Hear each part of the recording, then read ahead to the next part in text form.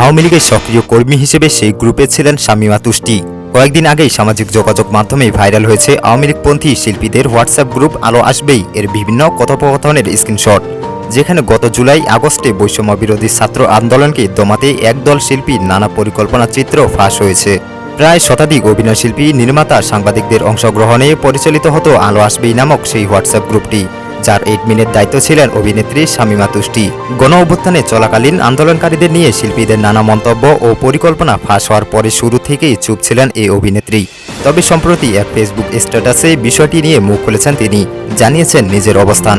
শনিবার দুপুরে এক ফেসবুক স্ট্যাটাসে শামীমা তুষ্টি লিখেছেন, আমি এই মুহূর্তে যা লিখতে যাচ্ছি জানি তার জন্য গালি ও ট্রোলের সম্মুখীন হতে পারি, তবুও আমি আমার পজিশন ক্লিয়ার করতে চাই। প্রথমেই বলে নিতে চাই যে আমি একটা রাজনৈতিক দলের সক্রিয় কর্মী, বাংলাদেশ আওয়ামী লীগের সক্রিয় কর্মী। এর কারণ আমার বাবা মুক্তিযোদ্ধা ছিলেন। 1965 সালে বাবা মালিবাগ আওয়ামী লীগের সাংগঠনিক সম্পাদক ছিলেন। তাই আমার বাড়িতে সবসময় এই পরিবেশ ছিল যেখানে মুক্তিযুদ্ধের পক্ষের শক্তিকে আমি আমার নিজের পক্ষ ভেবেছি। আমার এই পক্ষাবতিত্ব যে ভুল তাও আমি মনে করি না। আমি মনে করি আমি আমার অংশগ্রহণ ঠিক বিবেচনা করেই করেছি।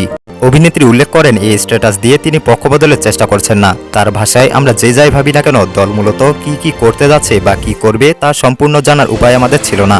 আমি এসব কথা বলে পক্ষ বদলের চেষ্টা করছি না, বরং আমাদের দলের যেসব মারাত্মক ভুল ছিল, আমার যেসব বুঝাবুঝি ভুল ছিল, সেগুলোর কারণেই আমরা দনমনা আর পরিস্থিতির কথা আপনাদের জানাতে এসেছি। শিল্পীদের গোপন হোয়াটসঅ্যাপ গ্রুপ আলো আসবেই এর কথা উল্লেখ করে তিনি বলেন, আমি একটা হোয়াটসঅ্যাপ গ্রুপে ছিলাম, সেখানে আমি বলেছি যে সকলের সঙ্গে গিয়ে আলাপ করতে হবে, এগুলো বন্ধ করা দরকার। কিন্তু ঘটনা এত দ্রুত ঘটছিল, আমরা যা সমর্থন করি না তা আপনাদের জানার সুযোগও পাইনি।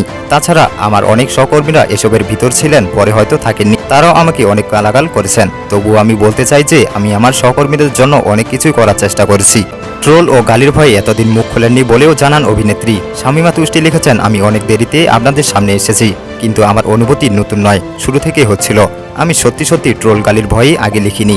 সবশেষে তিনি লিখেছেন, সেরকম জায়গা থেকেই আমার অবস্থান আমি আপনাদের কাছে পরিষ্কার করলাম। আমি সকলের মঙ্গল কামনা করছি, শহীদদের আত্মত্যাগ যেন বাংলাদেশে বিফলে না যায় সে প্রত্যাশা করছি।